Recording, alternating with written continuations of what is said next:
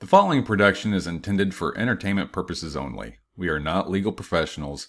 We do not speak for any government agency, and the opinions expressed here are our own. Relax. Are Hey, we sponsored today? twinsies, Heck yeah, monsters. man. Couple Nice. monsters in the house. Wow. Dude, I had I had one of those I I assume I feel like it's breakfast or something. I don't know. It's like the orange and blue one. Maybe it says something about sunrise. Makes me think it's a morning drink. I don't know. Anyway, it's got 72 grams of sugar in it. Yeah, dude. I love Monster, but the only one that I can possibly drink is the white Monster. Yeah. I mean, Any other Monster, I'm afraid I'm gonna lose my foot from a diabetic attack. it's funny because I think it was last night or yesterday, sometime in the past 24 hours. I had the thought, I think I'm just going to start drinking only, and I've had this thought a bunch, by the way. Uh-huh. I was like, I'm just going to only drink coffee, tea, water, and natural juices. Right? What about Like, milk? uh, Leche. I, I don't mind milk, but I don't drink it like It's for, not a staple. I mean, it's just not like, I don't drink it for a refreshment, for something tasty.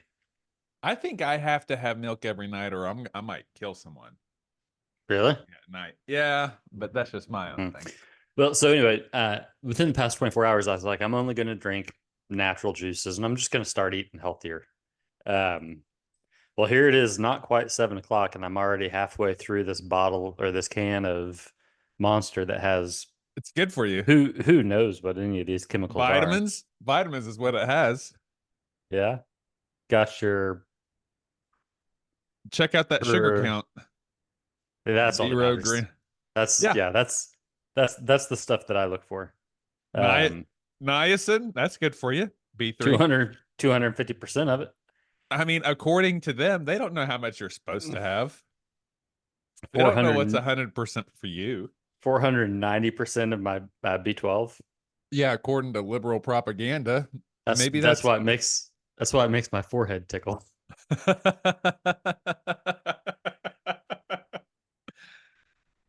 Did I ever tell you No. about the time that I really thought that I'd overdosed on pre-workout? No. It was I don't remember what it was. I don't remember the brand. You've had a What few overdose I scares really in your have. life. Dude, if you were like a tarot card reader and you predicted my death was from an overdose, I'd be like, yeah, that's Could probably be. it's probably reasonable. It's highly likely. So I had taken this new workout stuff, and all of a sudden, dude, I was like, I found my hands were all fidgety, and I couldn't stop, and I was like, this is weird. And then I felt my forehead was like kind of tingly, kind of itchy, like whatever. I was so worried, I was like my heart was going to explode. I had I laid down for a Explode. while. You Well, I thought mean, that was that's a medical possibility. You're like, my heart's yes. just gonna stop and possibly rupture. I thought I was going to die at least. Yeah. Um, so I go back and I look at the scoop, and it's kind of a deep scoop. There's a line on it like halfway through, like halfway up, which is the serving size, right? So why they would make the scoop twice the serving size, I don't know. But on So top of you're that, giving yourself double. like 2.5, because I got a Yeah. heaping scoop, because I was like, Yeah. this is gonna be a good. I think I was going for a run. Like, this is gonna be a Yeah. good run. So I heaped it up, and yeah, it ended up being like probably 2.5 times the dose. I've actually got a little bone to pick with you over this medical advice that you're giving out. Yeah, what you got? Uh, so I went to my doctor recently. I finally got an appointment at the VA for I don't know if we mentioned on here this little heart condition I was having I where don't think we did. oh okay, well we did mention me passing out and blacking out and falling through my drywall. Did he think that was cool? He was like, rad, neat, bro. Neat. Cool. Uh Well, I don't, we didn't mention on here, and I don't have it. A couple weeks ago, I woke up and my Apple Watch. I woke up from my Apple Watch vibrating and buzzing and doing all this, so almost like it was like an And Amber. doing like a what's the thing where the thing where it's like clear. Oh yeah, yeah. The paddles, the Yeah. whatever. What are those called? Anyway, uh, yeah, my watch was waking me up the other morning a couple weeks ago, and it said that my heart rate had fallen below 40 beats per minute. Uh, and I've been watching it since then. Now it just doesn't give me that alarm, but like normally, like at night, my heart rate goes down to like 38, Yeah. 37.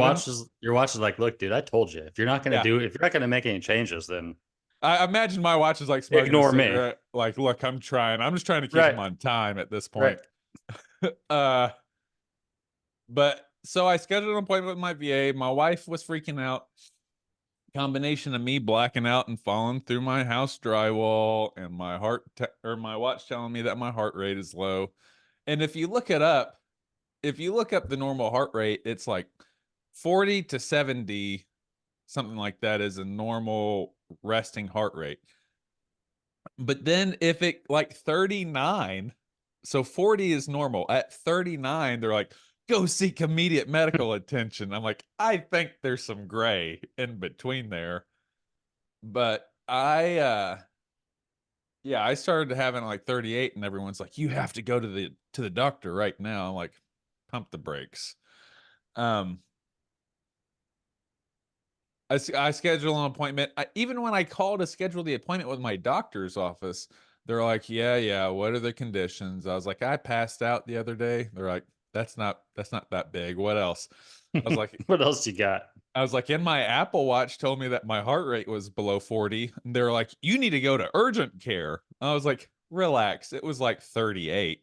And they're like, anything below 40. Like the nurses are telling me the same nonsense. And I'm at work. I'm like, well, I'm not going to go to urgent care. So Now, what now? now it wasn't that low like at the moment you were calling, right? You're talking about like throughout the night while you were sleeping, it dropped that low. Right.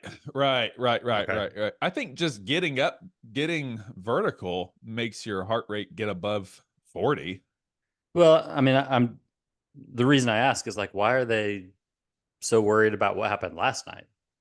Like that's old news.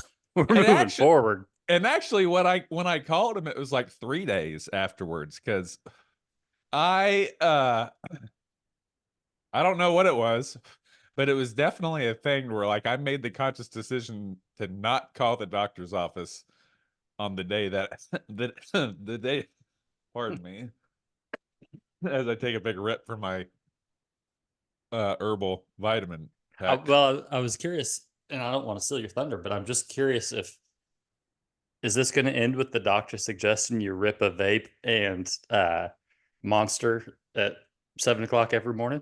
He would have to know about it first. Some things are just between me and me. None of the doctor's stinking business. All right. So, okay. So, yeah, you call the doctor and they're like, get to the hospital right now. I'm like, nah, that's not going to happen. And they're like, all right, well, we'll see you 2 weeks from now. I'm like, well, that's a big difference. yeah, that's You a want big me, assumption. yeah, you want me to go to the urgent care right now. But since I said no, you're like, I'll see you in half a month. I'm like, obviously, you don't think it's that important, or you'd make room for me. Yeah. So I wait 2 weeks and go to the appointment. And it's funny. Well, I don't know. There's lots of things that are funny with this. I think this is kind of a testament to the, I don't know. Maybe just I was gonna try to associate it with like law enforcement or military vet, but really it's just me being stupid. I recently quit smoking cigarettes for real. Like I'm a couple weeks off of, or maybe Nice. a full week off of smoking cigarettes. I still hit the vape, whatever, it's CBD. Uh, uh, and Zynn, Love the Zynn or hate the Zynn. I picked up the Zyns. They're helping me.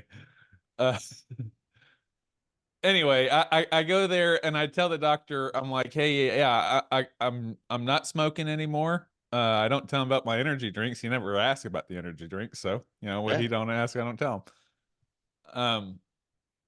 I am. I have a fairly healthy lifestyle. Like besides nicotine and caffeine, I have a fairly healthy lifestyle. Mm-hmm. And so I'm telling him, I'm laying out me falling through the wall, my heart rate and everything. And the nurse, who, it's just to paint the picture for you. It's none other than just to paint the picture for you. Both my doctor and his nurse happen to be immigrants from some African country. I haven't asked him which one, but they are like almost like a movie version of like a stereotypical, Like heavy accent, constantly smiling, kind of big in the tummy, so they walk like this, and they're just, "Hey, Mr. Blackwood, so good to see you. Now, why are you here?" And just like break it down, and I tell them, well, when I was laying out how healthy I'm being, making all these healthy choices, the nurse, I could see his eyes gloss over, like he does not believe me. He suspects drugs or fatty foods. He is like, okay, now tell me the real reason. Why do you think your heart rate is low? And, and I'm like, hey man, I don't know. I said, but I've read that if you're active, like if you're healthy, your heart rate can go lower. Like Yeah, that's what I've always heard. Everything on the internet's telling me that. It makes sense because you're putting a higher load on your heart on this end, so it can rest lower on this end. He is like, no, that's not it, and just left, and then was going across the hall to the doctor. Like the doctor could have came and seen me, but the nurse is just going across the hall to tell the doctor this. And I hear them talking very fast in a language that I don't understand, but there's laughs and there's like laugh breaks. Are they looking at you occasionally, or the door is cracked. The door is cracked just enough. Like I'm sitting next to the door over here. I can't see through it. I can hear perfect. Like they're in the same room, but I can't see. And it is very fast. These two men with deep voice in a language that I don't understand. So it sounds like mumbles to me. There's mumble, mumble, mumble, mumble. And then he comes in the room. He's like, the doctor will see you. I'm like, oh, really? After that? Okay, so I go over there and do the whole thing with the doctor, and I bring it up again and was like, hey, I think my running has something to do with this. And he was like, no, those are like athletes.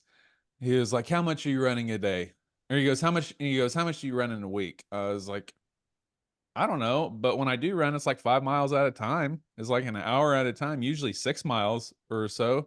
And he's like, oh, how often are you doing that? And I was like, 3 or 4 times a week. He's like, oh, well, then it's probably you're running. I'm like, no shit. He was like, yeah. It's absolutely you're running. I've so abandoned the accent. Thank you. Basically you're a doctor now. Yeah, dude. Hey, I'm a few things right now. I'm a modern medical miracle because I'm ripping vapes and monsters all the time, and my heart is still so healthy that it just kicks back to below 40. Did they like? Is that all they needed to hear? Yeah, and and then it was high fives and chest bumps afterwards. And they're like, how do you run that fast? They're like walking you around the hospital. This dude runs 30 miles a week. Yeah. Okay. They're like, he'll run a whole hour. Yeah, without stopping. I know. I mean, but for real, like they're not concerned about it anymore. And then for real, there wasn't high fives and chest bumps, but it was laughter and like, oh, we found it. You're fine. They're like, you just have to get up slower. Because I told them about the passing out, about that I was really concerned. I don't want to make it a habit of falling through drywall. Yeah. That gets expensive. Yeah. He was like, it's part of old age. Just you got to start getting up slower. You got to start getting up slower and catching your breath. And he was like, if you fit, I don't know how he's expecting me to do this, but he's like, when you start to get up and you feel blacking out, only get up halfway and then you can squat back down. He was like, just do it. Just tell the darkness no. Yeah. Resist it. I'm like, I grew up with this. I can do this, brother. I'll just claim the name of Jesus. Claim power over that blackout. Yeah. Every knee has to bow. Blackout. Two things kind of strike me as funny about that. First, the fact that the first dude was like, or the nurse was like, no, this doesn't apply to you. This applies to athletes. Yeah, he was like, no, this is for athletes. Yeah, not for guys like you. The second thing that kind of strikes me as funny is I do this with my doctor too. Like, we're paying now. So with the VA, I'm not sure how it works, but regardless, this person is working for your good, theoretically. Like, this person works for you. But still, like, I'll keep secrets from them that would help them work. That would help them with their job. That would help them work better for me. Like, they have no authority over me. They're not my parent. They're not going to tell my parents. They're not going to tell, like, my friends or colleagues, whatever. But still, I'm like keeping secrets from them. Yeah. You never asked about my vape. I ain't going to tell you about exactly. my vape, little dog. Exactly. I guess you don't need to know. It's like the dentist. Like, you don't need to know how often I floss. You think I floss every day? Yep. And yes, I do. What do you want to hear, doctor? Yeah, but at the same time, there could be information you can give your doctor and your therapist and your dentist, but I honestly feel like they need to work for it a little bit. Yeah, I mean, I'm paying good money. I'm paying good money for you to. I just want to know they care. Maybe that's it. If I thought it was actually making an impact, I would still hold out on the information for a little bit, but I might wait like halfway through, like, hey, did you ever think about asking me about this? And he's like, like you just go and just cross your arms, like everything's fine. I'm fine. If you wanted to know, you would have asked. Woo! Yeah. I've got a doctor's appointment this afternoon for my fist.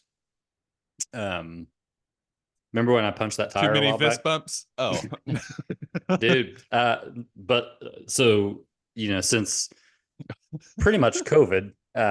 What if you had to go to the doctor because you're so awesome? Every time someone sees you, they give you a fist bump to the point where it breaks your hand. That might be what I tell him. That might be exactly what I tell him is what happened, because there's like 1,000 fist bumps.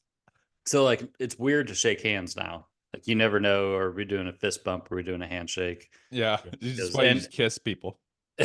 Because it really is pretty gross when you think about, like, shaking hands with people. Yeah. Especially strangers or people that you don't, like, know they've got good hygiene. Right. But specifically at my church, it's big. It's a big fist bump church. Okay. Well, I'm pretty sure we're going to find out today, maybe. I just passed some judgment on your church, by the way. But keep going.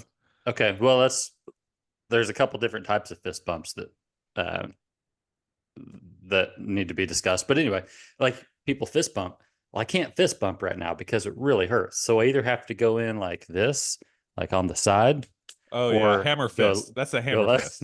Hammer fist. Or go left-handed. So it's, I don't know, it's just a little bit awkward. But anyway, I'm gonna go today and hopefully I'm not gonna do anything about it. Like, I'm not gonna have surgery. I'm not gonna put a cast on. All I really want to know is, did I mess it up forever? Like, is this always going to hurt, or is it eventually going to get better? And if the doctors ask you some questions like, hey, do you ever lose your temper and randomly punch Have you ever punch hard things? You can tell them no. Yeah, they just keep that a secret. They need to work for that. That's between you and you, baby. So the different types of fist bumps or whatever. This is something I was thinking about the other day. And I kind of want you, do you have something you can, like, look on YouTube and still be on the podcast? Yeah, for sure. It's called Google. I minimized our window. Okay. I want you to go to YouTube and just type in hardcore dancing. Oh, okay.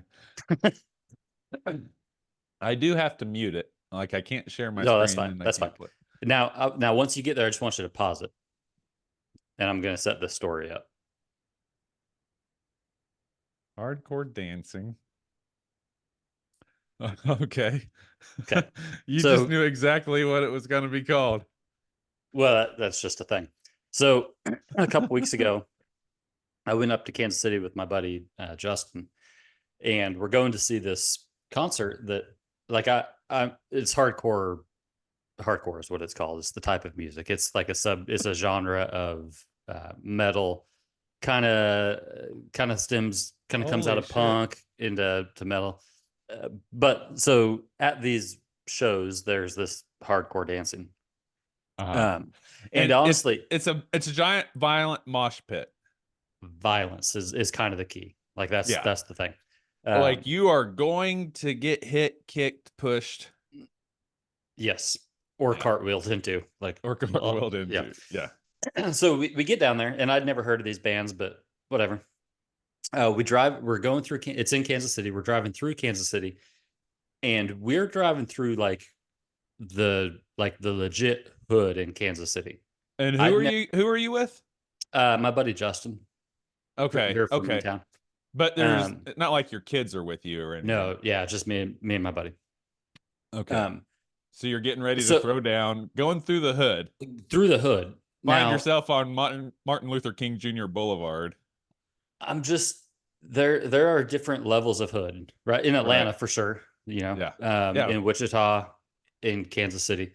Like we're in the hood. Yeah. I don't even know how else to describe it. Like there's pigeons flying by and there's fellas clapping at the pigeons. There's like do-rags hanging out the back pocket. Yeah, like lots of wife beaters and just a lot of activity.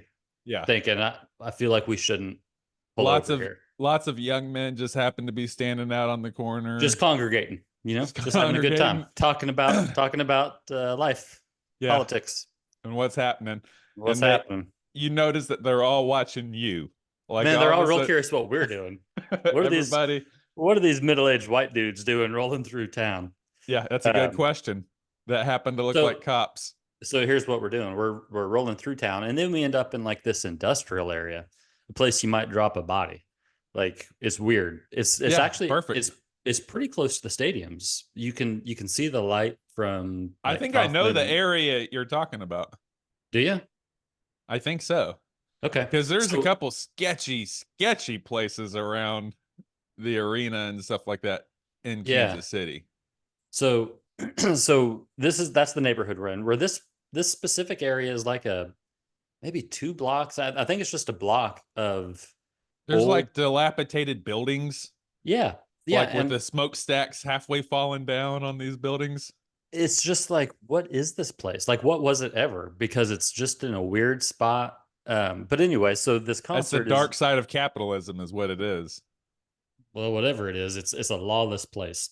So we're standing out because in between the shows and stuff, you would go outside, whatever. And every time a car would drive by, like I'm thinking, this is a drive-by.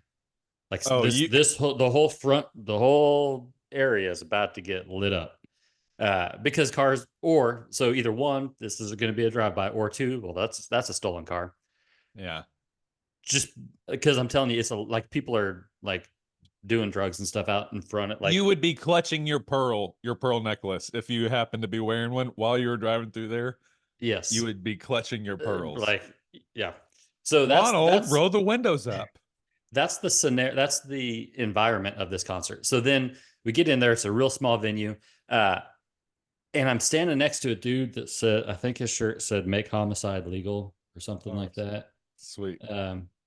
And basically it's a bunch of dudes that look like Jeffrey Dahmer, except they got like face tattoos and knuckles. Like it's a bunch of nerds that look like they could kill you. Like I know you're close to this. You're close to that kind of nerd. You have the aesthetic of that kind of nerd sometimes. Of like the thick frame glasses, hard part comb over. Button That's up the top button on the flannel shirt. Hand mean, tattoos. I did think these guys were kind of cool, but I don't know that Yeah. I don't know that I'm nerd, but um so anyway, that's the environment. And then, they start the hardcore dancing. Like the very first thing is this dude does a cartwheel. And I'm like, but so the point of the story now watch the hardcore dancing. Yeah. Just till you get your fill of it. Yeah. I've been hovering over it. Yeah. Okay. What I noticed is everybody, and then this connects to you specifically. Okay. Like everybody has their go-to move. The cartwheel guy does cartwheels. The bushwhacker guy, he bushwhacks. Yeah. Yeah. The the power fist guy, he power fists. But everybody, There's so one guy that keeps doing this a lot. So in that hardcore dancing, basically what happens is when you've got the floor, you've got like you're in the middle. You're doing your cartwheels or whatever Justin. you're doing. Go Justin. Right.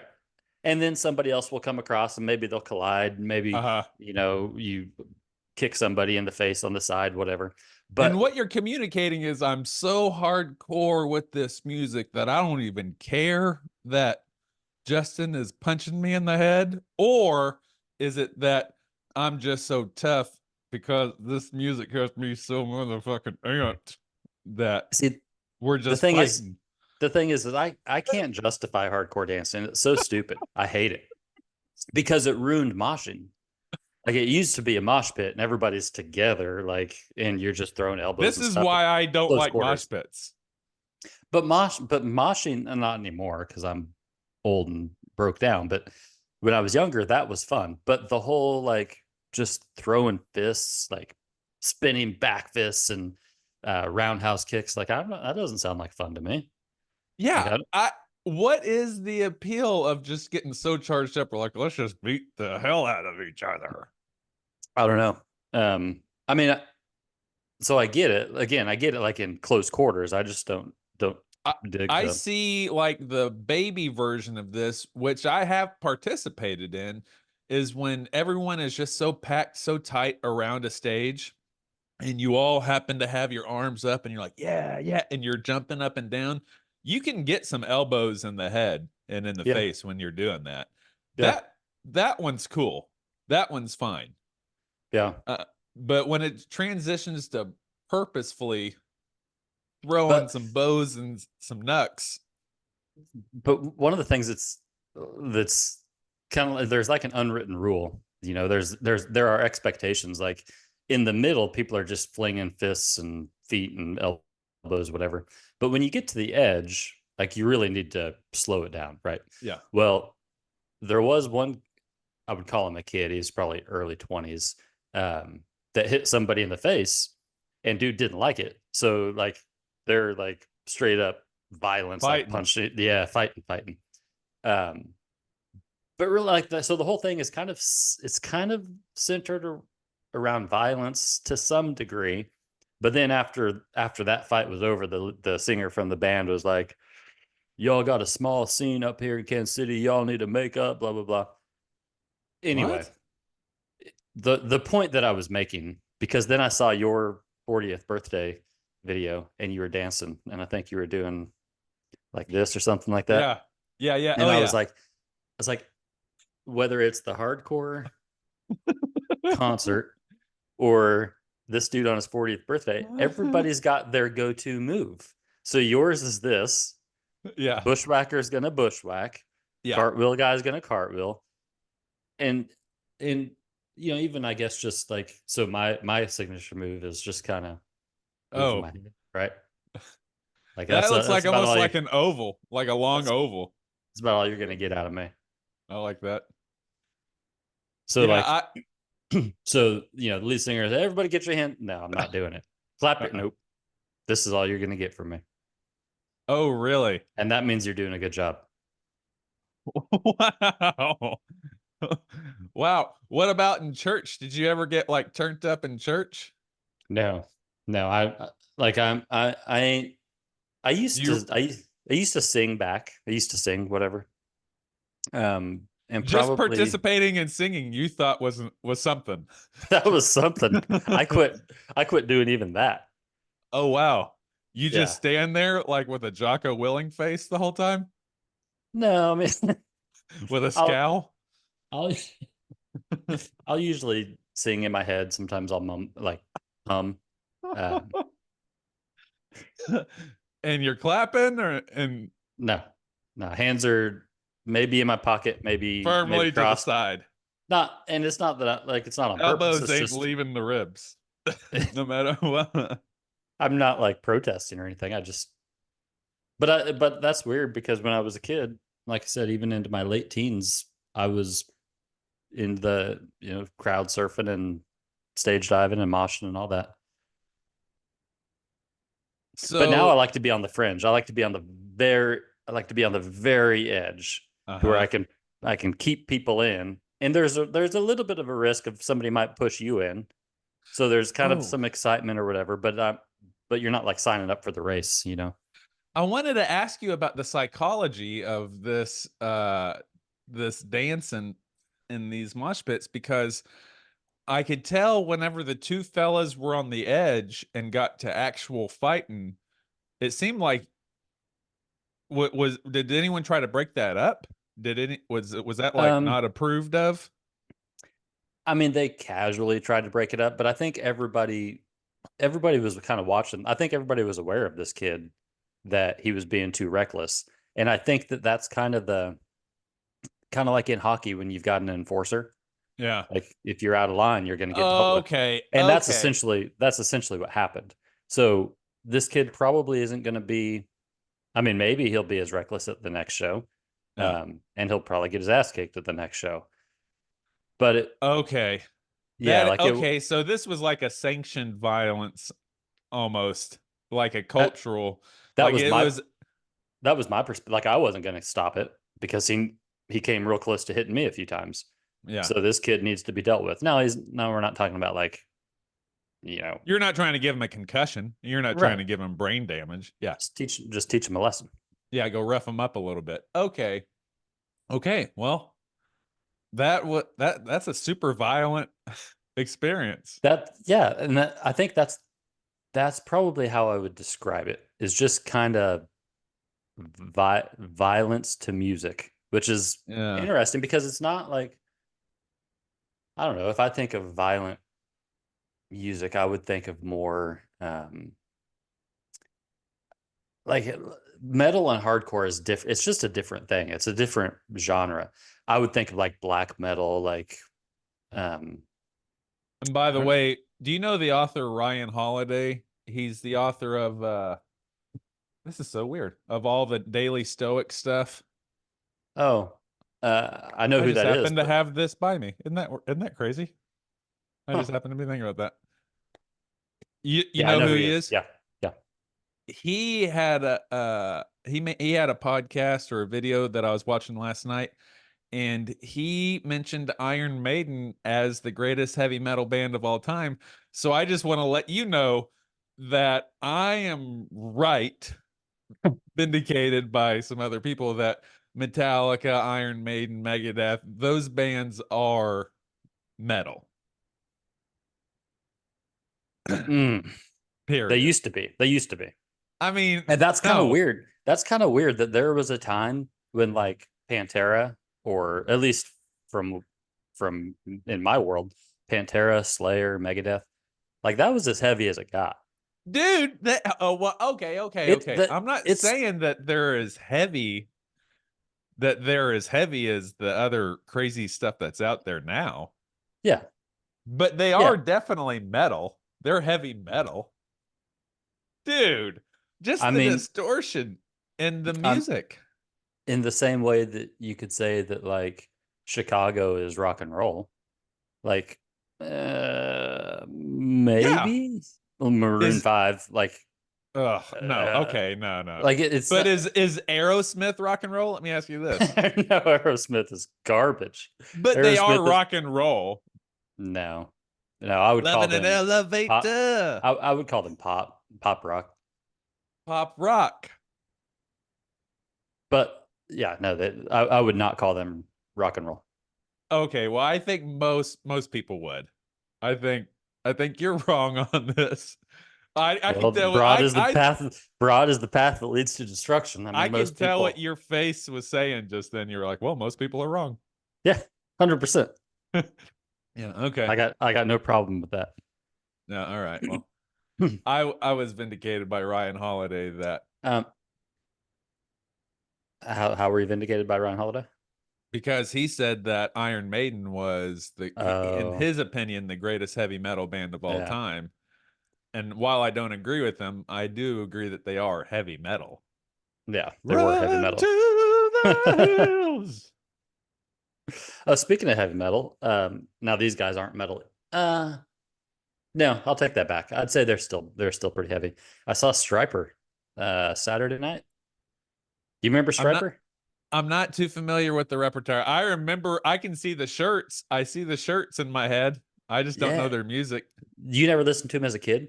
Oh, dude. I think. What kind of music? I mean, obviously metal. Were they Christian? Yeah, they're Christian hair metal. Okay. But they had some crossover, quite a bit of crossover success. But they had like the really big hair, the yellow and black attack was kind of their thing. Which is funny in hindsight. Like this is true with several Christian artists. At the time, I didn't realize how much of a, I don't know if I'd call them ripoff, but like how much of a ripoff they were of secular bands at the same time. Oh, dude. That I just didn't have any exposure to. Like I didn't know that Cinderella existed. I knew that White Cross existed, and White Cross was freaking awesome. Or Barren Cross or Bloodgood, Striper. Because like Striper and Wasp or like, that whole thing. No. You're naming a lot of bands that I can tell are a thing, but I've never heard. To be you are 5 years young. So yeah. May have just missing each other on some of these bands. Oh no, my connection's unstable. Oh no, you're good there. You faded out for a second. So I don't. What about Carmen? You're talking about the crossover. Oh yes. How much they were obviously just impersonating secular stuff. Carmen was my very first concert. Carmen was great. My very first concert was a Righteous Invasion of Truth tour. And we went to that, and just put it in perspective, like maybe I don't know how high this goes out, but if you don't know who Carmen was, he was a middle-aged Italian American Christian artist. So like I think he had come up with like Bill Gaither in that group. I think I forgot about that, but I think you're right. He had come out of like mainstream gospel music and into the younger crowd. And so if you're not familiar with Bill Gaither, that's like congregational hymns. Bill Gaither, I think that's how he made his first, that's what got him started, was selling hymns. Carmen sang that stuff, and then he started impersonating he started impersonating the younger music of the day, the music that the kids were connected to, and that was some hip hop and some rock and roll. And this was in the 90s, so all of a sudden, like imagine like I said, a middle-aged Italian man wearing a sleeveless t-shirt that said like the Lord's Gym on it, and he was wearing parachute pants and had some ankle what are those, just the little wrist wraps, like the workout wrist gear? Wristbands. Yep, there you go, that's a good word for it. Was wearing wristbands and just dressed like I don't know, and singing like in the style of Run DMC. Like, hey kids, let me tell you a tale about Jesus, and he's gonna fill you well. Save you from hell. Yeah. And he just starts like breakdancing. You could probably, I feel like if you Googled this right now, this Google image would be spot on. I feel like he's wearing a purple tank top with a hood, Uh-huh. some baggy either cargo shorts or pants. No, they got to be shorts because you can see his athletic socks coming out Uh-huh. from his high tops, and he's Uh-huh. just like stomping with that riot, bro. Yeah. Righteous invasion of And truth. there's one, and I know that picture you're talking about. There's one where there's like a still frame of him flexing, looking mean to the side, and he's surrounded by some brothers, some African American gentlemen, but you don't know who they are. They just happen to be black guys he's surrounded by. They're validating him. They're giving they're, him they're giving him cred. That's what they Yo, are. we said he could dress like this. Right. He's You not want appropriating anything. you want to hear some rap? Check out my boy Carmen. Righteous invasion of truth. But what was he before that? Because I remember, you remember the Champion, the song about Yeah. Jesus boxing the devil, Boxing the devil. and then Witch's Invitation about Dungeons and Dragons. That was scary. I vaguely remember that. Lazarus used to get me on fire. Yeah, Used to give me yeah. goosebumps. Lazarus, come forth. So it's kind of like real theatrical, real like, what would you even call that style of music? Almost in the same vein, but obviously not the same actual style. But I'm thinking of like Meatloaf or like rock opera. Yeah, okay. I can see Yeah, that. highly performative, like you said, highly dramatic. He was just on a mission to save them souls, brother. It wasn't a cash grab. He wasn't trying to do this to get rich. Yeah. Well, I don't know. Like I actually feel like he was one that like he probably I don't know if you're joking or not, but I think he maybe wasn't trying to get rich. You think? Oh, well, I don't know. I definitely, he was definitely a businessman. Yeah. Yeah, he was definitely in the biz. He was in the gospel music biz. No, I always got the impression he was like a true believer. Like, I don't think those are mutually exclusive. I think he can also be. well, yeah. What I mean by that though is like that he wasn't trying to make money; he was trying to save souls. And Oh, maybe you're saying the same thing, that you can be after both. yeah. He was. Yeah, I don't know what. I mean, I don't know him enough to say what his true intentions are, but he was definitely a business guy. I hinted to the fact. I've hinted to this previously, but I have family members that are still in the gospel music business, but um I'm not very close to them at all. But like there was this band from the 60s and they technically still survive to even today, or versions of it, called the Blackwood Brothers. And there is just gospel music. Dude, you gotta Like, see if you can join. oh, I've See met if, them. I'm not interested. oh, I am. See if you. Yeah. That would be awesome. The original survive. So the Blackwood Brothers was they sang with Elvis. They sang with Elvis. They sang with Johnny Cash back in the 60s, back when gospel was kind of more mainstream. Yeah. Like you would hear on the same channel, you'd hear Elvis and Johnny Cash, you'd hear the Blackwood Brothers. Okay. And like Because He Lives was one of their big songs. A lot of the Gaither songs were Blackwood Brothers songs. Okay. Um I I had always heard about him and never met him. Like when I was in Oklahoma, I was with the poor Blackwoods, the poor, yeah, the poor Blackwoods, and we had always heard. And I wasn't even really with the Blackwoods; I was with my mother's side of the family. But I was always told like, "Hey, you're related to these gospel music people, isn't that neat?" Yada yada. I'm like, "Yeah, that is neat." Well, when I moved to Pigeon Forge, I met him because like in the 60s there was a plane crash, so around I think the same year as like the Big Bopper and Buddy Holly and them Yeah. died in a plane crash. Most of the Blackwood brothers also died in a plane crash, not the same plane crash, but it just happened to be the same year. Are these uncles, or who are these to you? Who are they to you? They would be, so they're my grandpa's cousins.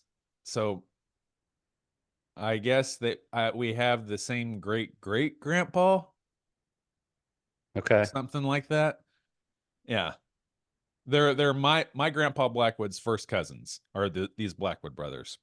Okay. So they had the same grandpa. So yeah, my great grandpa is how that splits off. So they're cousins, I guess. Only one of them survives. Oh man, and I'm gonna say that was Terry. Yeah, Terry Blackwood is the only one that survives. But the second generation of the original Blackwoods are also in the biz, and those are the ones that I met. So the second generation Blackwoods are the ones that I met. And I met Terry, the original old timer. He was he was ancient when I met him. So they're like, "Hey, Terry, this is your cousin Clayton." And he's like, "Who?" Clayton died years ago. Yeah. Yeah. So I don't think he remembered me or whatever. There was nothing Yeah. there. But the second generation ones, I met them when I was living at the group home. So when I was living at the Smoky Mountain Children's Home, they had a music biz in Pigeon Forge, and Okay. because there was like some staff members from the group home were also in the gospel music business, like like just in the same Yeah. circles. Yeah. We got connected like, hey, there's an actual Blackwood boy that's living at the home. You should come meet him. So they started coming, like taking me out on Sundays to go visit with Nice. them and their family. Yeah, they're pretty cool. I, it's just is I used like my teenage self talk crap about it. Like these rich buttholes think that they can come and whatever. Take me out to lunch. Yeah, they're obviously just being sweet and just being good Yeah. people, but Yeah. I talk crap about it as a teenage butthole. Um, but yeah, they're fine people. There definitely is, like, you can tell they had been dyeing their hair for years, and you can tell that they got plugs before plugs was a thing. Like they were very concerned about their image. They all had spray tans. They all were wearing what looked like expensive jewelry and what looked like expensive, clothes. But I had a feeling it might be a little closer to costume jewelry than Yeah. people are letting on. That was just their vibe. But they're very sweet, very kind people. But you can tell they were just looking to impress. I don't know. It was Yeah. just part of their shtick, was Yeah. dressing like they're in showbiz. And at that point, I hadn't really had anything to, like, I hadn't been involved with that side of the family for years, but I knew from that relation that Carmen was the same. Like he was in the same Okay. circles as these Blackwood brothers, or as the second generation Blackwood brothers. So it was like, I guess it would be just a business looking to, like, he was always wanting to know who to have lunch with to get the next ball rolling. Always wanting to Yeah. know who he needs to be friends with, who's got a plane that him and his family can borrow for their trip.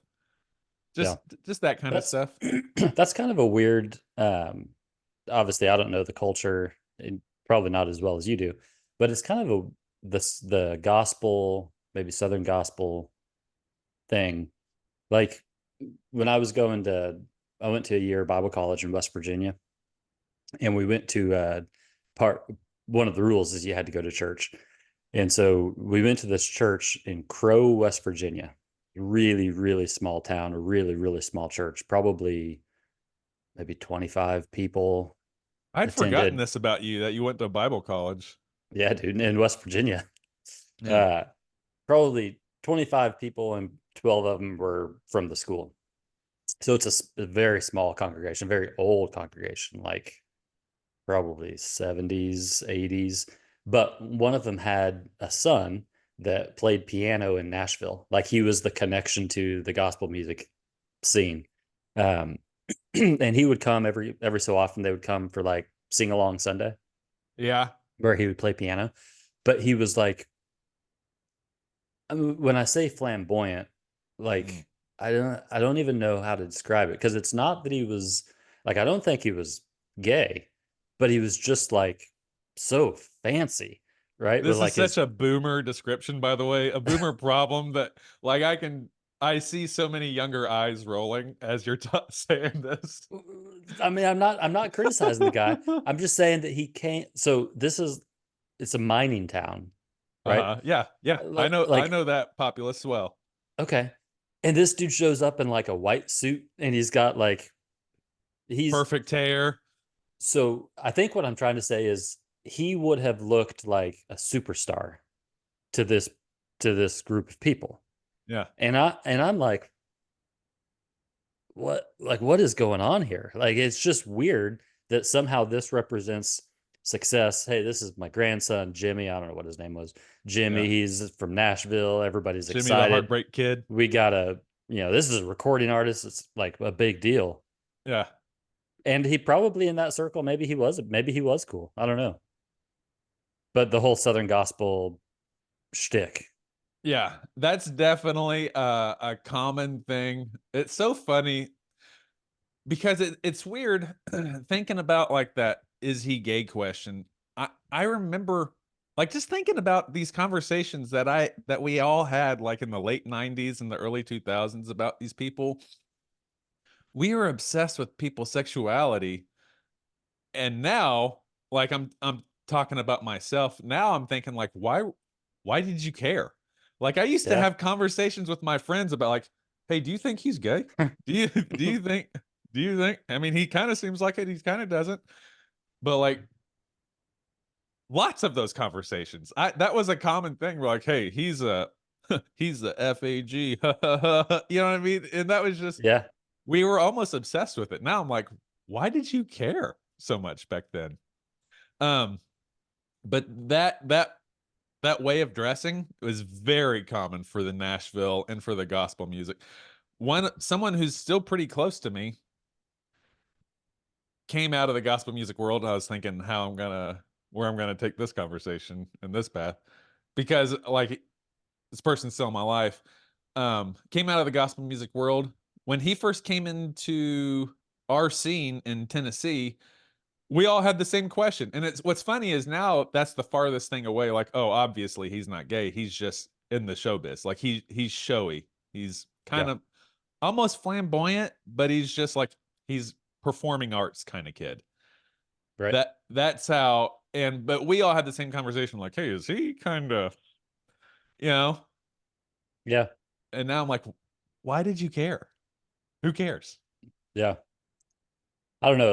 At least around here, it was so like I look back again, like however you want to take this conversation. I look back on people that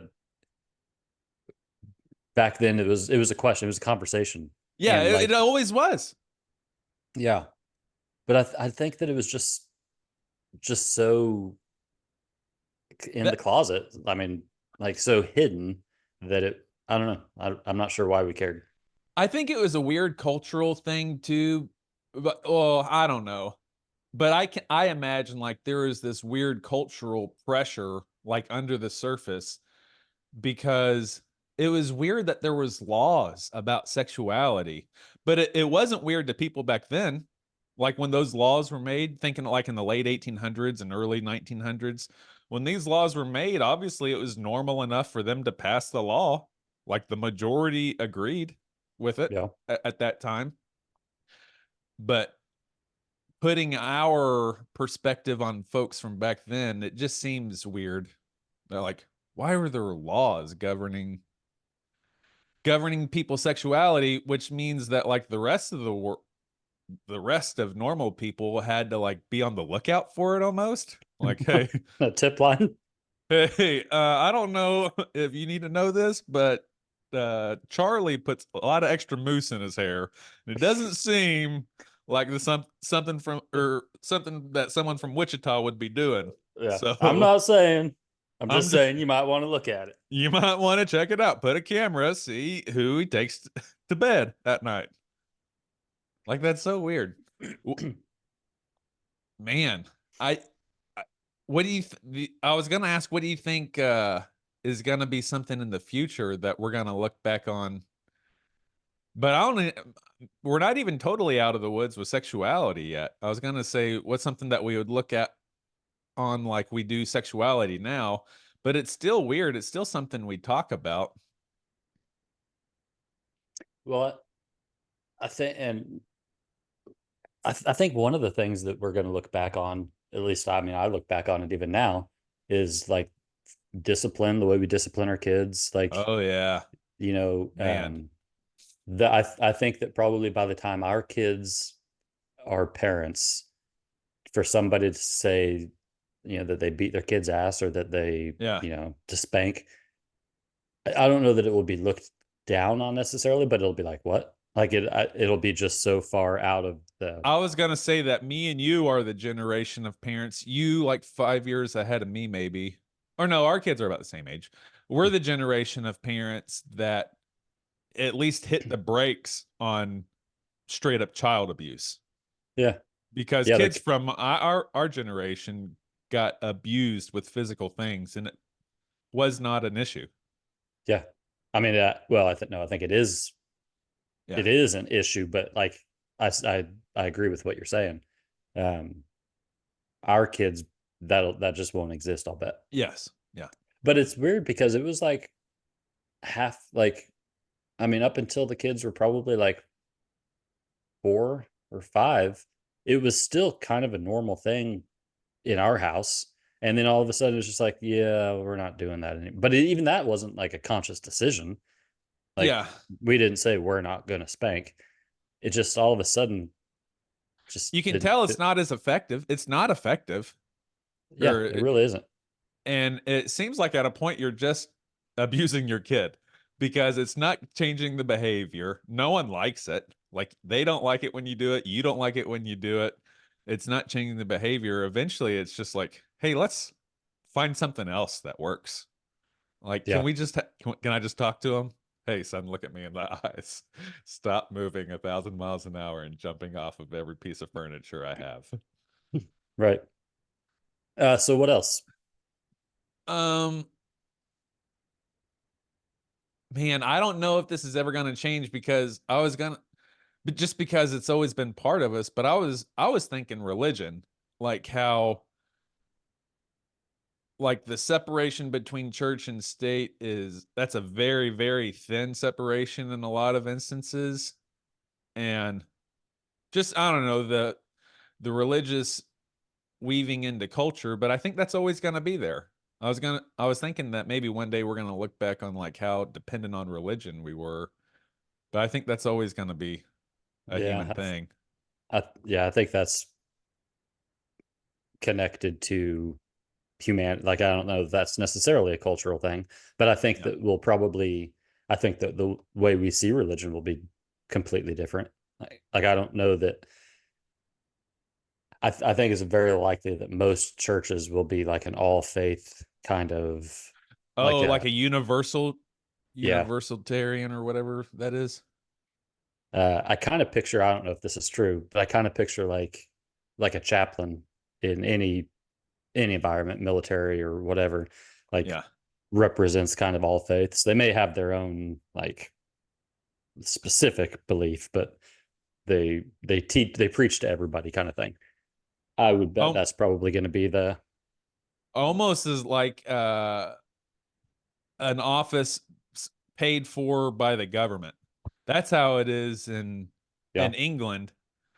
Um, Back in the 90s, we had this lady visit our church from England, and she said that's how most people look at the church over there, like it's the post office or like it's the DMV, like because it's paid for by the state. Like there's not a separation between church and state officially Yeah. over there. There's the official Church of England, so they're like, oh, it's the DMV, it's the post office, it's the church.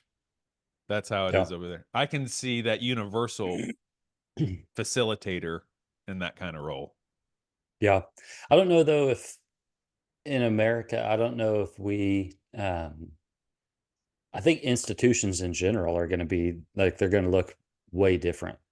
You know, like in Europe, I think institutions, well, history and um uh, I'm not sure what I'm trying to say, but like I just think that it's more important to Europe than it is to Americans. You know what I mean?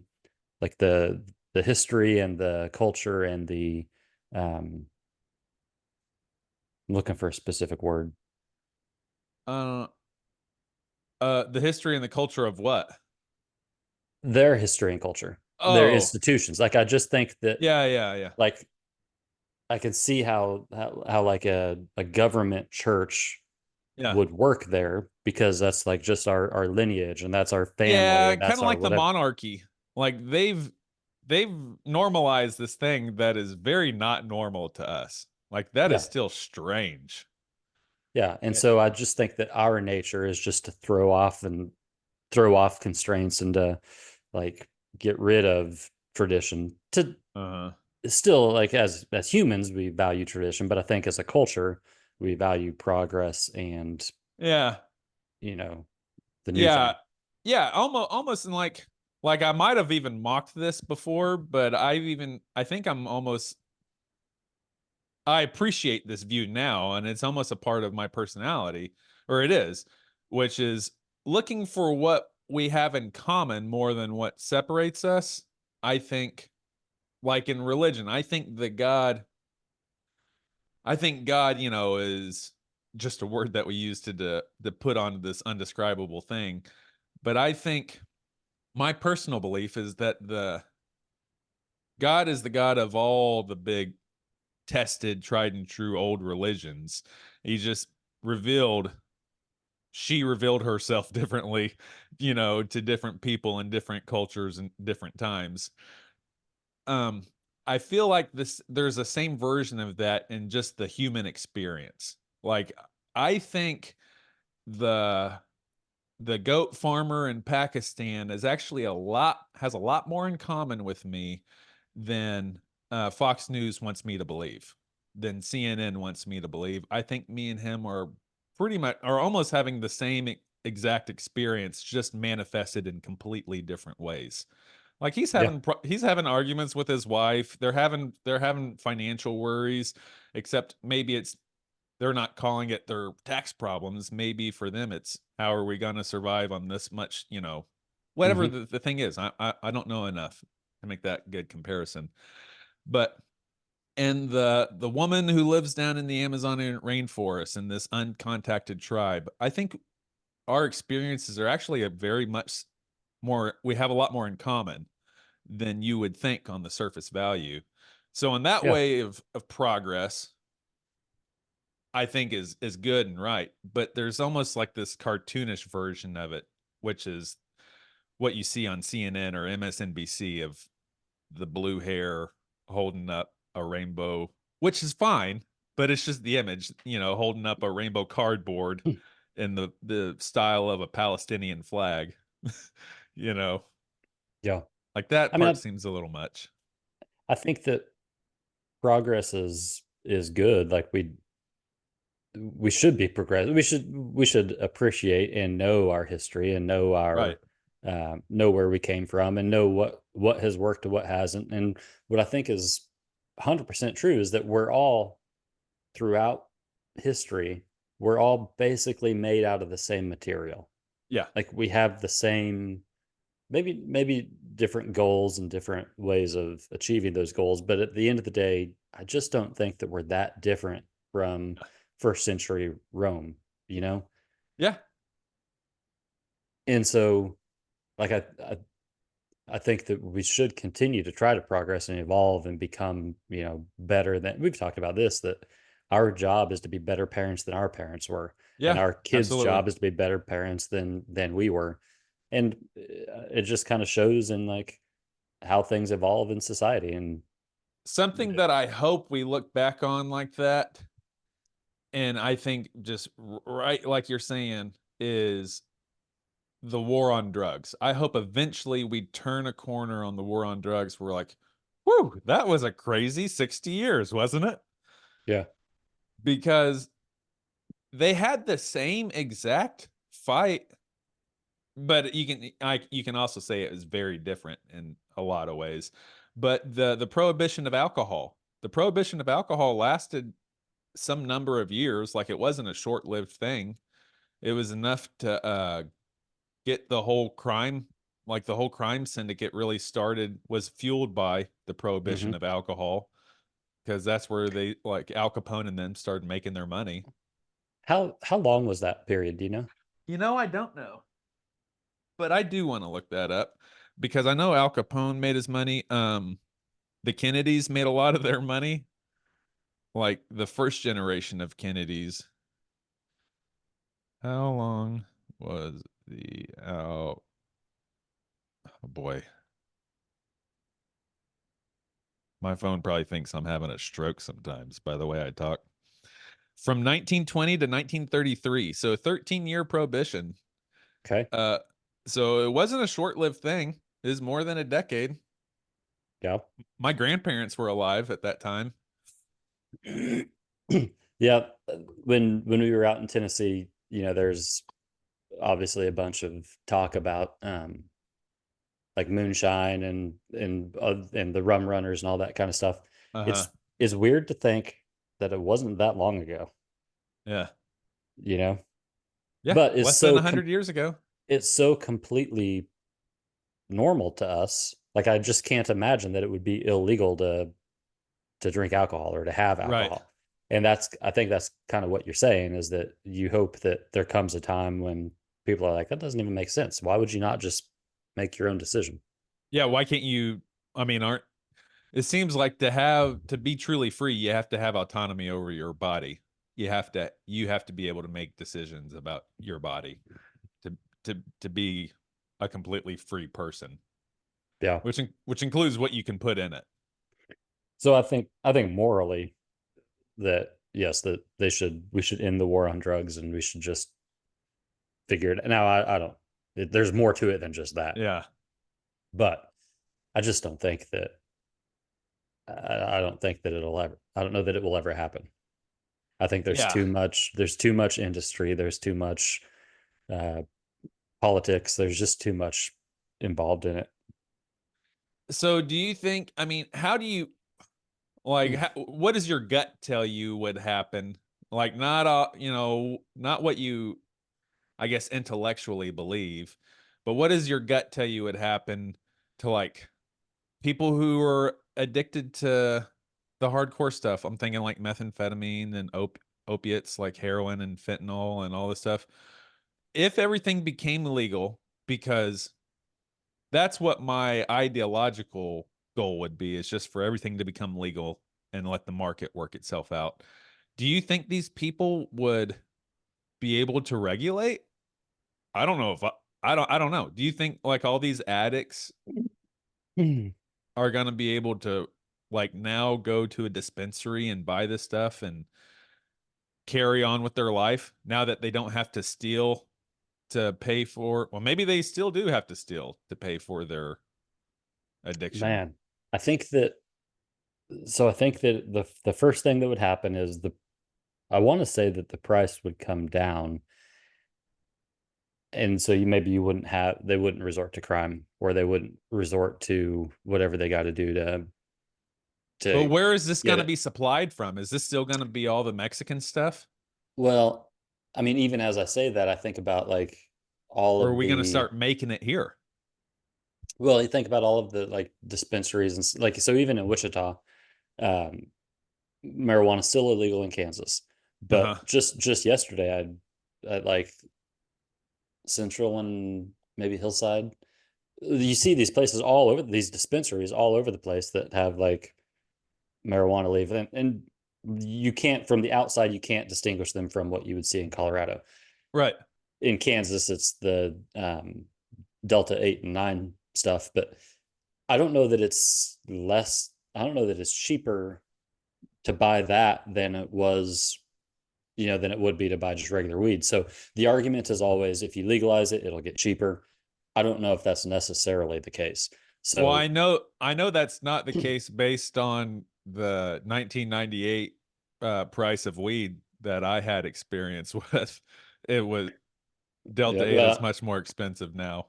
But I don't know some if of that that's might what, that could just be inflation too. yeah. Yeah. So yeah, if it's Like five legal, or $5 to $10 a gram was like the normal street price for weed, right? I never bought weed when I was undercover, Oh, and I didn't buy weed when I was in high a school? civilian. Oh, my bad. Yeah, I was homeschooled, by the way. Don't forget. Yeah. Um, That's right. I, but I don't know if like I think my biggest concern would be people like myself who just think that we can handle anything and like, oh, I would be able to handle. I could use heroin and not get addicted. I could, you know, I think there would be a significant number of people like that who the only reason they haven't used something is because because it's illegal. They don't want to risk going to prison. But I think that around all of that, it creates conversations to where now you can talk about this stuff where with your kids and your kids can talk about it to you because it's not so taboo. Yeah. You know what I mean? So I think that initially, yeah, you have more problems, you create more substance abuse, but I think that in the long term, it kind of fixes itself. Yeah. Yeah. I mean, there's two paths that we could go down because I if you think about it like alcohol, like I think society has an okay grasp on alcohol. Mothers Against Drunk Driving might say differently, and I'm sure there are some instances, but society as a whole, like American society, I think we're okay with alcohol. Like, I don't think it's rampant. Yeah, I mean, I think that for the most part, pretty much everybody has a view of just be responsible. Yeah, be Like responsible. Mothers Against Drunk Driving, they don't care if you drink, just don't drink and Drive. drive. Yeah, Right. just don't drive drunk. Yeah. Oh, I was thinking maybe they might think that there's an epidemic with the consumption of alcohol, but probably not. I guess not. There so I think we have an if we were to treat drugs the same way we treat alcohol, I think that would be hopeful. What makes me concerned that we wouldn't do that is our relationship with sugar and processed foods, Yeah. because we have unrestrained access there, and there is a problem with that.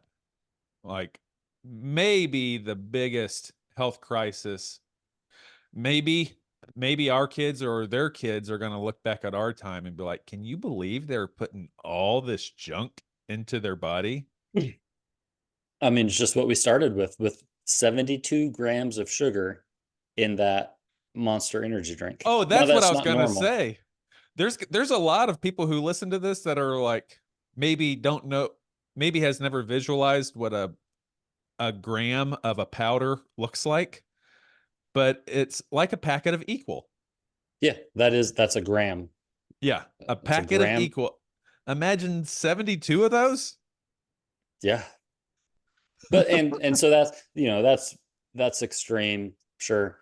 But even a can of Dr. Pepper, which I love, I love Dr. Pepper. I think that's You were serious about that, by the way, and I love it. yeah. I mean, I want to be very clear. I love Dr. Pepper. Um, I want to say it's like 43 or 50. God dang. It's absurd.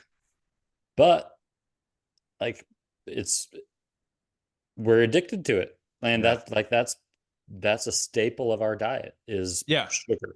That is something that the US does not grapple with well, is sugar, processed sugar and processed foods, or I guess artificial sugar, however it would be. Processed artificial sugar and processed artificial foods is something that our country is not. We're not navigating that as well as Europe, Yeah. as well. I guess Europe is the main part. South America, they seem like they have a much more healthier relationship with food, is what the news makes it look like. But I know in Europe, you can go there and eat their gluten bread and gluten pasta. And like people who have celiac can go there and eat their gluten stuff and be just fine. Do you think that that's just because um I was going to say, do you think that's because they're not bitches over there and they can eat gluten? But what I'm actually going to say though is, Well, thank you. do you think that that's just because we value uh, speed and efficiency and ease and value more than quality and Like, is it just because our focuses are different? There's a bunch of reasons, but I mean, what it really comes down to is they don't put the chemicals on their food and in their food that we do here, and it's because of regulations. They're not allowed to do it legally over there. And the causes of that is much more complicated because like they don't have as free of a market as we do over here, and they don't uh yeah, there's more constraints on their market than there is over here. And I can see the argument against that, and I have argued it and believe against argued it. I've argued against and believe against, regulations in some ways, but uh the Europeans are healthier because of their regulations, so it's worth So, looking at. so are you saying that, like, a box of cereal, maybe here, we would have pesticides and we would have preservatives and we would have all of these different chemicals, colors, and whatever the chemicals you look on the side of the box, you can't read it. You're saying Mhm. that in Europe, cereal doesn't have all of that stuff? Just in Canada. So there's examples of this. You can Google it, like Trix. Yeah, Trix is the one that has the rabbit. Tricks are for kids. There's the American version of that. If you look at a box of it, it's very colorful, and the cereals, has all these fantastic colors and dyes in it. In Canada, that same exact cereal, they sell it there, except they don't put dyes in it. These dyes, which are obviously awful, toxic for your body, uh, they don't put those dyes in it, and it's just white. They have all the same marshmallow shapes, they have all the same candy designs, but it's just white over there. Yeah, just like that's just in Canada. And in Europe, they have way more restrictions. So like the ingredients, a lot of the ingredients of these super processed foods wouldn't be allowed to be sold in like Italy and France and Germany and stuff. You know what's weird is a while, well, no, I think it's maybe even recent that they banned or talked about banning flavored tobacco because it appealed to kids. Yeah. Do you remember that? Yeah, that's been a conversation for a while. Yeah. But like, then as you're talking about the box of cereal, like, the way we market sugar to kids It's is the same complete, people. but it's even probably worse. Like, it's even, maybe I shouldn't say it's more dangerous, but like Uh, there like was a lady. how can you say you can't sell grape cigarillos, but you can sell this box of Tricks. tricks or This box of Lucky diabetes. Charms? Yeah. It's the same people. There was a lady on gosh dang it. On one of the podcasts I was listening to recently, and it had to be in either Joe Rogan or um I think it was a lady on Joe Rogan recently. Anyway, she was talking about, or they were talking about the the big tobacco companies back in the 90s when like the government started to for real regulate tobacco, and impact tobacco was in the 90s. That was when like all the TV commercials got taken out. A lot of the magazine articles got real restrictive. That's when Joe Camel, got kicked out because he was a cartoon that appealed to kids. Yeah. Um, and the 90s is when these big restrictions got on tobacco. That's also the time that like I know it's Morris, but like Benson Hedges and these big tobacco companies started buying up all these food companies, started diversifying into like General Mills and partnering with them because they saw the writing on the wall. Obviously, there is still tobacco, there is still Marlboro and stuff, but what they did back in the 90s, whenever there started to be a lot of restrictions on tobacco, is they started diversifying into food. And so a lot of the same marketing and even intentionally adding ingredients that are addictive into these Mm. cereals, like putting sugar in a bread product that wouldn't normally have this much sugar, when the Yeah. only benefit is to make this bread more addictive because your body becomes addicted to sugar more easier than it becomes addicted, even to simple carbohydrates that are in bread.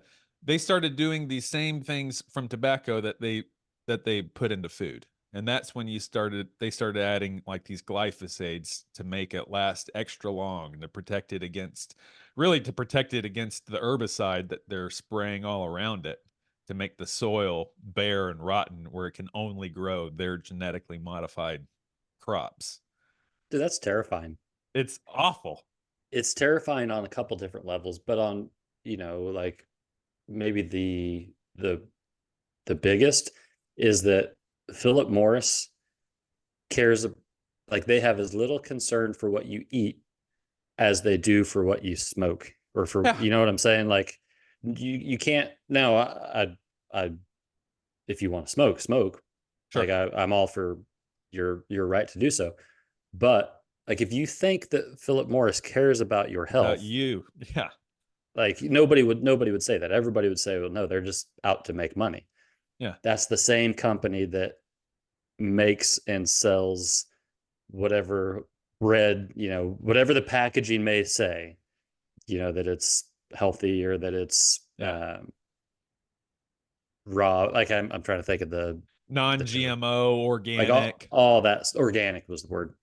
Yeah. It's the same people. Yeah. Gluten-free. Yeah.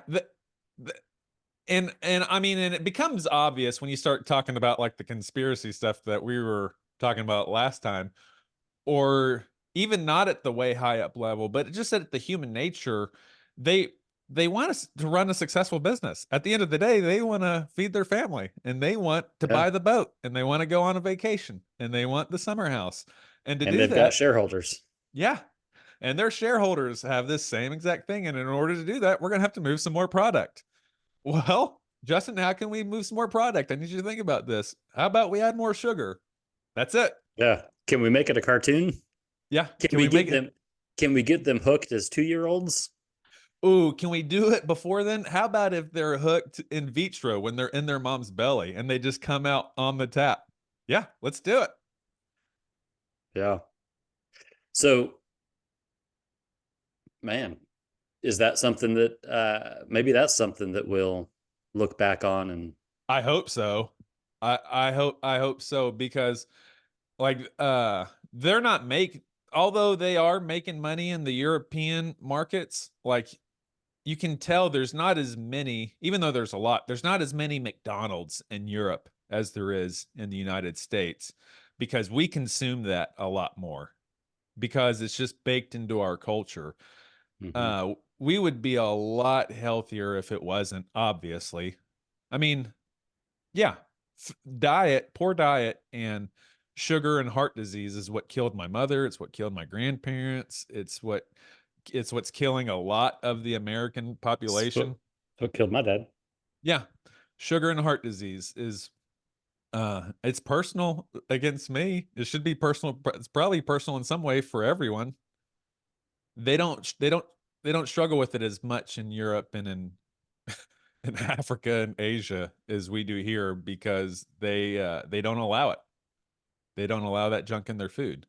They still you can eat gluten-free rice and become just as obese as, eating processed foods. You just have to eat a lot more of it. But it's still possible to become obese even on their diet over there. Yeah. Sometimes I think it would be really interesting to have a natural or like a raw diet, but it's just it's just so That's what I was going to ask you. Impractical. Yeah. That reminds me. I was going to ask you when you were talking about this earlier, because when you envision the future, like your kids and grandkids, do you imagine like this utopia of like flying cars and our government has elevated? Or do you imagine like post-apocalyptic? Because I think the future is more post-apocalyptic than it is this elevated utopia. Yeah. Do you mean like, so when you say post-apocalyptic, are you talking like Mad Max, or are you talking like just I hope Lawless? I hope it's Whew, I don't know. I think something's gonna happen, like, and then definitely, and then I don't know. Now I'm gonna start sounding like a kook. I think something could happen in the next 20, 30 years. Would be like a lights out situation, or like a hard reset situation, where like EMP, and that can happen from war, or it can happen because of like a solar pulse, or can there's a few different ways it can happen, but I think it's pretty likely that an EMP could knock out the grid of most of the developed world. Um, and most of the like just turning the lights out would be an apocalypse in the United States if you just turned the power off for any Yeah. amount of time. Yeah. Would be an apocalypse here. Yeah. I think that's one of the many possibilities that could happen. There could be disease, there could be civil unrest, there could be a revolt of some kind. We could be invaded. It seems like we're getting closer and closer to that edge on a lot of different ways. You know what I mean? As far as like disease, world war, technological advancements. I think it's more likely than not that like our kids might have like a hard reset situation. Hmm. Yeah. I I, mean, I hope I'm when wrong. I, when I think about it, I, I don't know. I think that like the country and the government, I think will be completely different. And I wouldn't be surprised if my grandkids or my grandkids' kids, if if it's a different country. Yeah. Um, in terms of like utopia or human interaction, I don't think much is going to change. I think that it's interesting to me. It's weird to think of like today if you look out and think about 100 years ago, or I was thinking about this when we were hiking out in Tennessee. Like everything around you, probably like it's still the same. Like it's the same grass, it's the same field, it's the same trees that they would have seen, Yeah. and we don't really change that much as humans. Maybe not at all. Maybe not at all. So like when I was saying that I don't know that we're that different from 100, AD Yeah. and uh, in Rome. I don't know that in 3500 AD and wherever that we're going to be that much different. Like, 'cause I Yeah, we're think that, still gonna be having the same human problems, the same yeah, relational problems, the same emotional regulation problems. yeah. Now it is interesting to think about like just how we evolve and progress as people, as humans. Um, and maybe like you showed me that video, you sent me that video of was it Indonesia? Papua The New Guinea. New Guinea, yeah. Like that's interesting to see just So the evolution yeah, from that to today. yeah. So Papua New Guinea, there's these it was this was a battle. So there's these uncontacted people that were being filmed by, I think it was like the National Geographic, and this was in 1963. And National Geographic or whatever happened to film them get into a battle with their neighbors. And so this is what an actual pre-Bronze Age war battle would have looked like. And it was gnarly. Like it was panned out pretty far out where like you didn't see any blood or guts, but they're looking at their neighbor in the eyes and throwing a spear at them. Yeah. You got to get Yeah, up very close and brutal. personal to do that.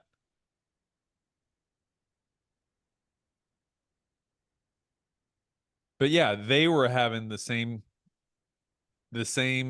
problems with their kids, the same internal conflicts of like, my neighbor Frank's being a real butthole. Like they're having the same problems back then Hmm. that we're having today, except ours is disguised in, you know, new trucks and new cars and new houses and, nice clothes. And they're sitting in a mud hut around a campfire, but we're having the same issues, the same Yeah. problems.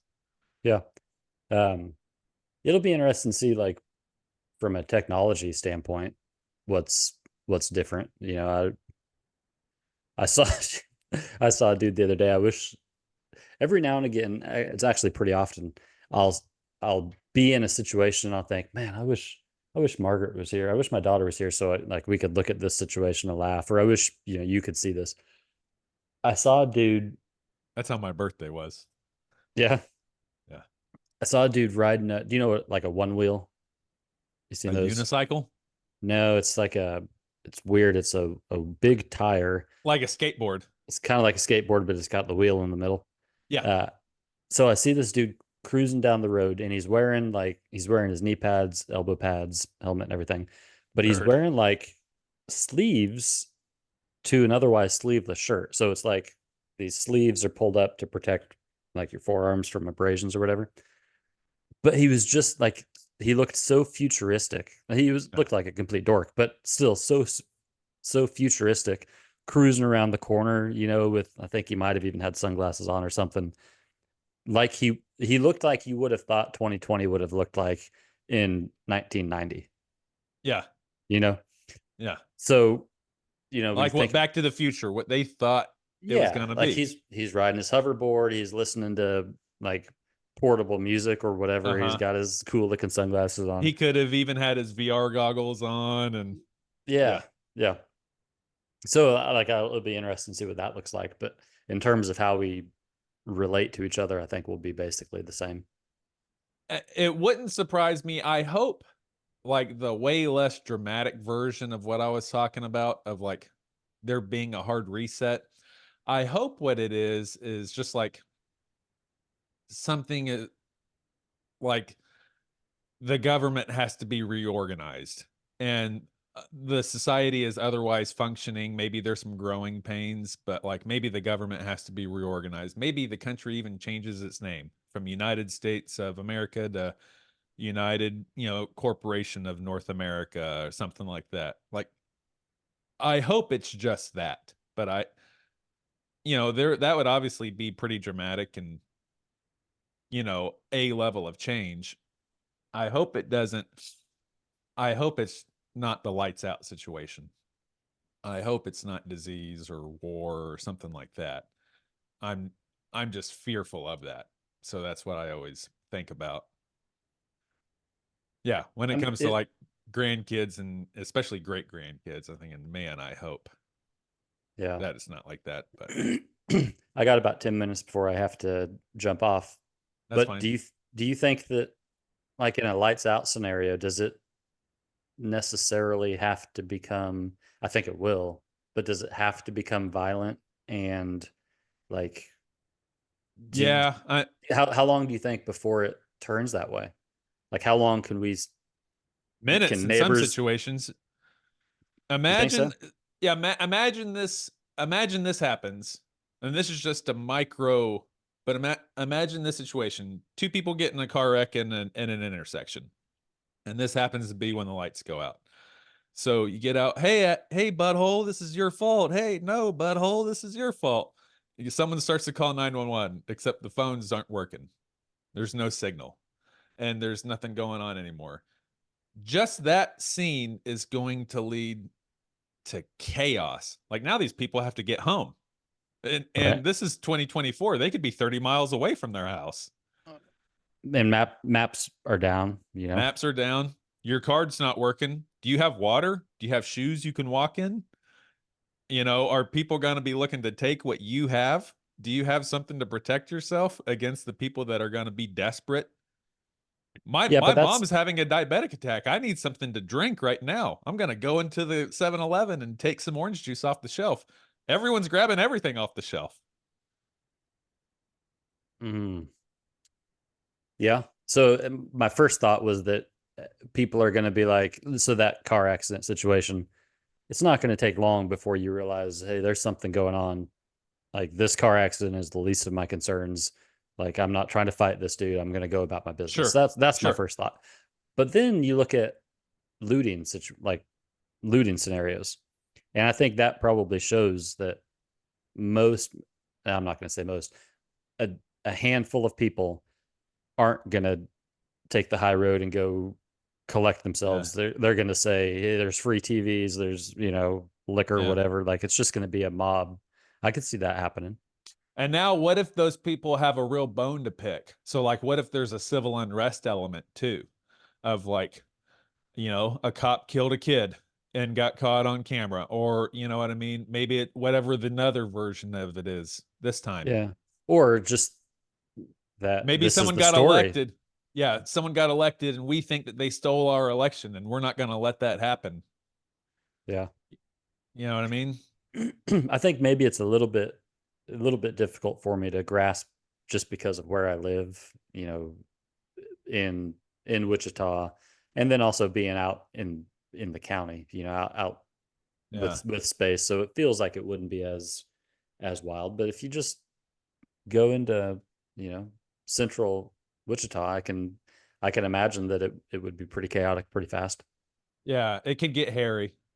And I think it would level out. Don't you think? I don't know. Yeah, eventually it would. Eventually there would be an Well, equilibrium, but yeah, but like maybe not. Maybe it wouldn't take. I don't know. well, like what's the sheriff's office going to do? And I mean, like, what would you do as a father? Like, go back 5 years ago, you're a sergeant on first or third shift, and there's civil unrest like everywhere, even sprinkling out into the county, like where your family is, like has possibility to be around your family, because that's what I want to tap into. Would you stay and protect the county, or would you go home and take care of your family? There would be a breaking point where, as long as I felt like they were secure and they didn't need me, I would stay and do my job. Yeah. But if like my daughter sends me a video and I see that no, this is like they're coming, they're Yeah. down the street, they're coming. I'm no longer a cop. Like, Yeah. I'm just handling my business. And so the entire agency is having that question, is Yeah, having that same exact question. and a lot of people would make that decision quicker. Like, Yes. there's a possibility. I'm out. Yeah. Yeah, and rightfully so. Like, I should probably make that decision sooner in my scenario. I should have made it sooner than I did. But yeah, there's going to be people that the protectors are going to protect their own. Yeah.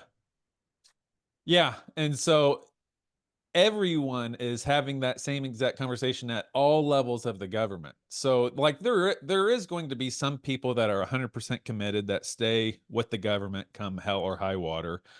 I don't know if I would be one of those people, but there are going to be some people to do that. There is going to be some version of the government that rides out those rough spots, because those rough spots aren't going to last forever. Eventually they're going to be able to quell that violence or that disaster. And I don't know. It just seems terrifying. Like the possibilities. That's where my mind goes. My mind goes to all the possibilities of what could spin out of control in that situation. Yeah. Well, that's a happy note to end on. Yeah, I was gonna say on that note. Anything else you want to chat about? No, that was it. Yeah. Here's something I like to do to my kids that will probably cause them to go to therapy. I like to say, "Hey, is there anything you need to talk about?" And then they say no, and I'll be like, "Anything?" Listen, I'm not going to be mad. Okay, I just need you to be honest. I talked to your friend the other day, Clayton, and you just need to be honest. Okay, so tell me, what do you need to talk about? And then they'll get like really nervous. I'm like, I'm just joking. Yeah, that seems pretty dramatic. That's kind of, I was thinking about this the other day, as I frequently think about my childhood trauma. I distinctly remember my pastor telling everybody, like, be sure your sin will find you out. Your pastor knows everything. And I remember thinking, dude, I can't do anything without, I'm going to get caught. Like God is going to see to it that I get caught no matter what I do. He's going to tell my pastor. He's going to tell my parents. He's going to tell Like, I just better not. I better be a good kid. I think I know the answer to this because I think we've talked about it before. Did your church have this image or have this situation that you die and go to heaven and everyone watches your life like on a big screen TV? Everything you've ever thought. Everything. Oh my God. Obviously, that's a fear tactic to make people behave. Yeah, man. I mean, Not obviously only that's mind behave, control. not only behave, but like You behave in have your captured my thinking. soul. Yes, you have captured my thought. You have captured my every desire because if I'm not right, mom's gonna watch this Yep. and God's gonna watch this and everyone's gonna see. That gives me anxiety just thinking about it. Yeah. Just remembering that. What a clear abuse that is. I mean, just manipulative Uh, abuse. yeah. Can we have your kid for neighborhood Bible time from 9 to 12? We're going to give them a bunch of juice and we're going to scare the hell out of them. Yeah. We're going to emotionally and spiritually abuse them for 3 hours. We're going to play some games. It'll be fun. We'll have puppets. We'll have puppets talking about dying in eternal flames. Yeah. I remember, I know we were just about to get off. I remember one of my youth camps, there was this cowboy and he had this bullwhip and he was like whip cards out of kids' mouths, something extremely dangerous. And like, I think he might have even whipped like a toy cigarette out of someone's mouth. Anyway, he was a scare the hell out of you, preacher. Yeah. All right. Well, I'm going to get off. All right. I'll talk to you later. See you, buddy.